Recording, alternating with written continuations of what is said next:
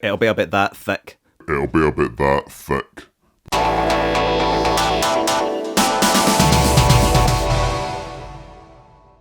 Hello and welcome to Dermis Mondays. I'm Craig. And I'm Ali. This week we thought we would talk about our imminent album release. We've thought of a novel idea this week. We've just watched a concert, Level 42, live in Germany somewhere, and now we've moved on to Prince.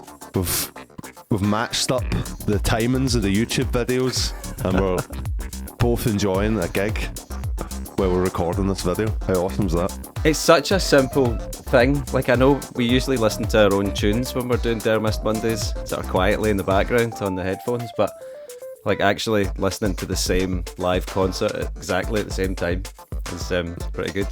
We should all be doing that during, like, that should be a lockdown must. Every Friday night, you should just like jump online with your friends and stick on a live gig. Put your hands in the air! It's Alright's out. Step Into the Lights out. In My Dreams is out. But these are only tasters of what's to come. We found it really difficult to pick singles. I think everyone that's heard a taster of the album has basically said, oh, why didn't you do this song as a single? And it was difficult to pick them because I feel it was hard to pin the band down to one song or a couple of songs. I think that I'm really looking forward to the album coming out just so that people get a sense of the full picture of what we're all about. We definitely took the lead from sending the tracks out to a few people, getting their feedback on their favourite tracks as well, you know? Yeah, I think the songs we have picked, I think they kind of probably best represent the general vibe, but there's so many oddballs in the album that are just their own thing, like Drop the Bomb, for example. Like that song, it changes genre like each section of the song almost. It's hard to kind of keep up with it or pin it down to one thing. Yeah, and we've got small interlude tracks in there as well. I think one of the reasons I wanted to put some interludes in there was almost to sort of mark out the album, because there are there's quite a few different genres in there, so hopefully the interludes join all the songs together and create a bit more of an album feel to it. We also did a Dermist Monday on the interludes, and so if you've not seen that, go and check it out.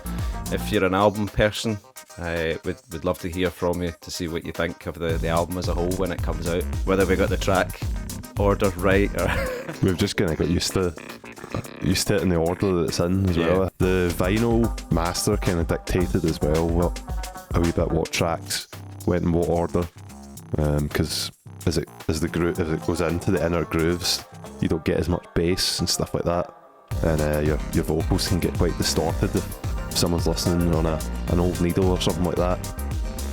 So that does kind of play a part as well, because obviously it's A and B sides can only be so long.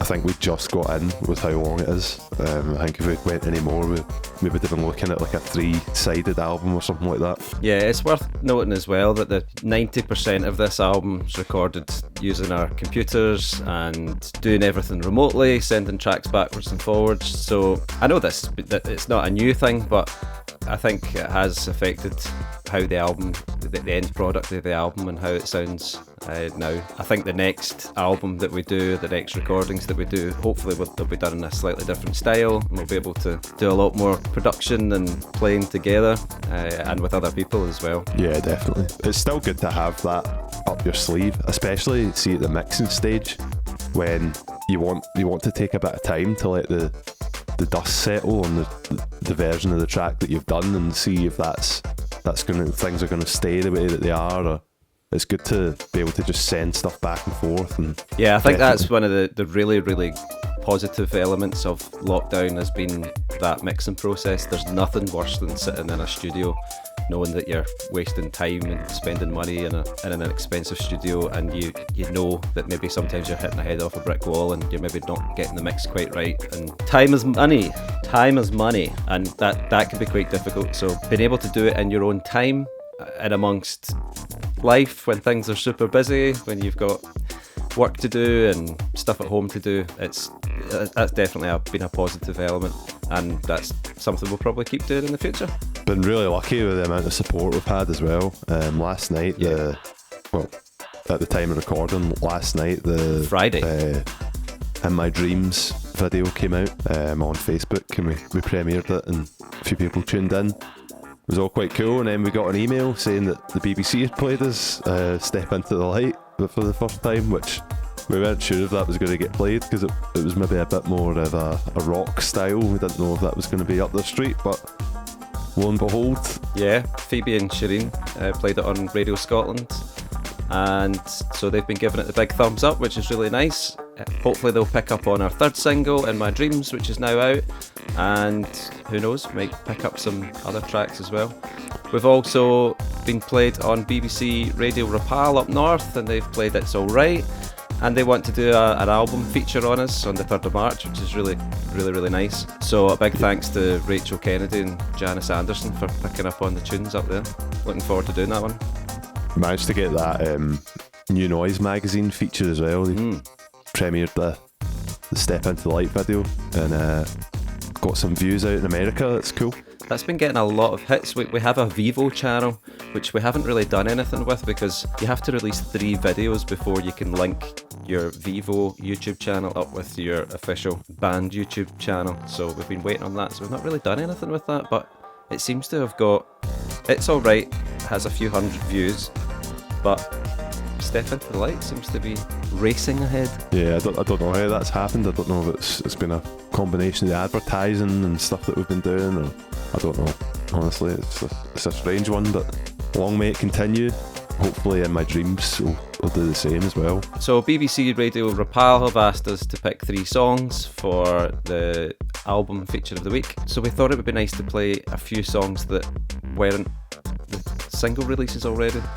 And it got us thinking about the lyrical content, and when we uploaded the tracks for release on our digital distribution, we had to notify which tracks were explicit, which is really funny because it's not really something we had thought about at the time.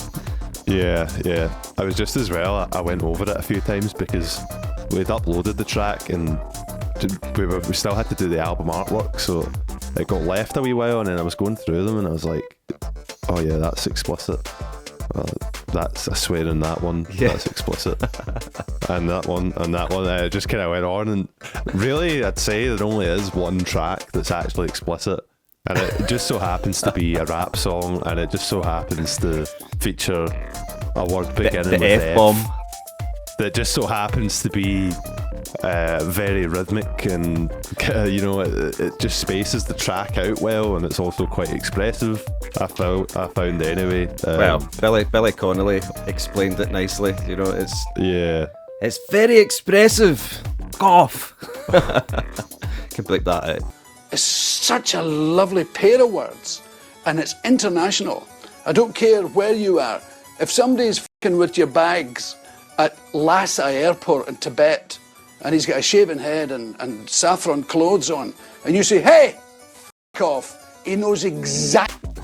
It's really funny because it's not like we're Rage Against the Machine, and we're not trying to encourage any sort of social disruption, or maybe it is, I don't know, but there's a few sweary words in there, and it might be something, I suppose it's something we should have thought about, because now that we're starting to get a few radio edits, we might still need to do them. Yeah, it's funny when you hear your music on the radio and then you realise, well, some people have got back to say, I like this track, I like that track, and we've not been able to send them to the radio stations because of the F-bomb. Most of them it'll just be like one word in the passing, and like it's not hugely noticeable, to be honest. I don't know if it's just because we've heard the song so many times now, but I suppose we should have thought about that at the beginning. Getting different edits done of the songs, I think, is important, and that's something that we should have known, but just let slip with everything going on.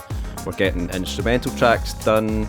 Dave Simpson's going to be mastering some instrumental tracks, so always make sure you get them done. If you're making new music, you never know who might pick up on the tracks and be looking for an instrumental version of your song. It might get on Days of Our Lives.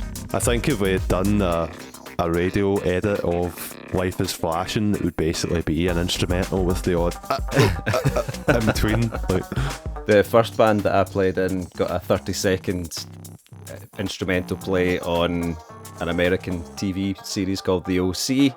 I think it's now on. I think it's on 4OD or one of the. that's going back, man. Showing your age there. Yeah, that makes me feel old. I think it's on California. California, here we come.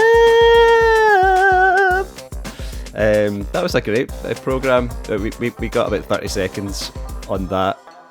You just never know who's going to pick up on it. I think the publishing company made about $15,000 on it. We didn't see any of it. 15 grand a year of the debt from the record company. So hopefully the tunes might lend themselves to getting picked up on a Netflix documentary or something. Yeah, I'm hoping for HBO. I hope they're going to pick up on it or get in the next Peaky Blinders or something. Yeah, there's only one season left and it's getting done, so but maybe a bit late for that. Nah, we'll be lucky if we end up in anything. The album cover ended up being a bit of a saga as well, and it actually nearly resulted in the album basically getting delayed. But we managed to get it in just on time to get out. We went back and forth with all the ideas, like should it be a piece of art? Should it be like just a band name? Should it be a picture of us? We ended up going for a kind of stylized picture with the band name as well. Didn't spend as much time as I thought I was going to need to spend on it, and I think it got to the point where it was maybe overcomplicating it and making it too busy. So we wanted to stick to the thoughts that we had when we talked about the album covers that we liked. We wanted it to be simple and bold. So I think we've managed to achieve that somewhat. So it'll be interesting to see what people think about it. I think it's very loud.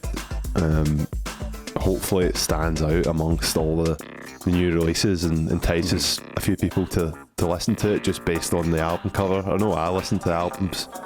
I'll just look at the covers when the new albums come out and just go, oh, that one looks cool, and stick them on. Sometimes it's hit or miss. We had to take into account as well, obviously, like you're going to look at it in your phone and it's going to be squished down.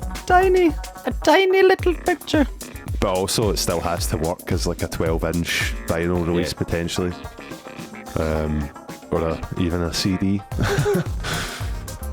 Are you just listening to Prince's disgusting solo? Yeah, I got slightly distracted there.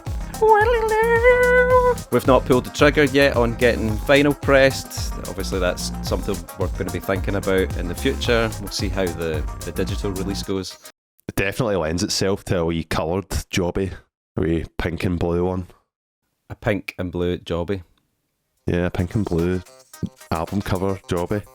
Well, I was thinking about the actual vinyl itself. That's what I mean, like the actual coloured vinyl being a colour, like blue on one side, pink on the other or something. Ooh. It's a shame that vinyl costs so much money to manufacture. It's fairly cost effective to make CDs, and there's such a good profit margin on it though. It would really be worth us. I think it would be worth the investment to start seeing some kind of return. And I think hopefully by the time we've released everything we want to release, that there is a bit more of a market there we can confidently put something out that we know that we're actually going to sell some. And companies like Bandcamp, I think we'd said before, they've started doing vinyl manufacturing and pressing, so there's companies out there that we're looking into, so hopefully there'll be a 12-inch very soon. The thing is as well, I know myself, I really like a nice premium release. I like when you get little things that come with it, like the download code or a wee poster or a t-shirt or something like that. So that's something we'll be thinking about. Yeah, we'll definitely be looking at doing some kind of premium release. Like if you're buying our album, we want it to be worth your while. Do you know what I mean? And hopefully people will see that and pick up on it. It'll come in a huge Amazon box. Yeah. No, Amazon have actually got one specifically for vinyl.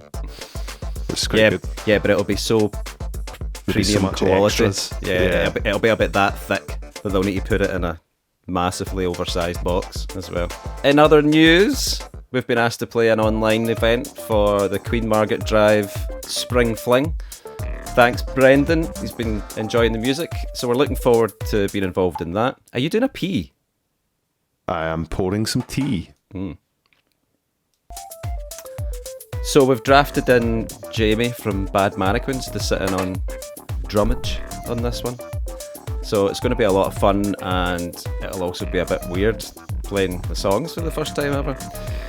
So we're looking forward to that one. Yeah, it's definitely going to be a bit more stripped back and quite challenging to incorporate all the crazy ideas that we've got going on actually into the music while still trying to keep it a live feel. So looking forward to this one. We've also got a couple of remixes in the pipeline. Really excited about this as well. Won't drop any names for now, but they're going to be good. I've already heard a wee taster of one of them. I like it. I like a remix. Yeah, I like it's very. I like a club mix. It's got that kind of Ibiza chill, sitting in the sun vibe that we all need right now. So they'll also be coming out after the album's released as well. So that's exciting. Just thanks again to everyone that's been supporting us, like Brendan getting us in for this Queen Margaret Drive gig. We've played the Queen Margaret Drive gigs in the past for real, in the real world, and they're always great events. And Brendan's recently acquired his top fan badge on Facebook. Nicole's a top fan as well. There's no denying she was the first top fan, I think. Yeah, big thanks again to Chris at Project Phi. Callum Beattie fan page, Callum Beattie World. Yeah, at Layaway, Stuart and Fraser. Blue Nicotine, yeah. He's an awesome guitar player, him. The team at Underground Sounds. Rick Stranger Music. I have to say as well, my dad, he watches everything. He's been really supportive, and he's my worst critic as well, bar me. Yeah, and a lot of these people have got releases coming out soon as well, so go and check these people out. Go and check out Blue Nicotine, who's been sharing a lot of our content as well recently. He's a great guitar player. He's got an EP single coming out soon called Placebo Effect. Derek McCutcheon as well at Cam Glen. He's been playing us pretty much every week. Done the radio interview with him. It's on the channel as well, if you want to check that out if you're a Cam Glenner. My camera's about to run out of battery, so let's sign off. Sign it off. Thanks for watching. Be sure to like, subscribe, drop us a comment. Let us know if you're excited for the album. See ya! Bye! And cut.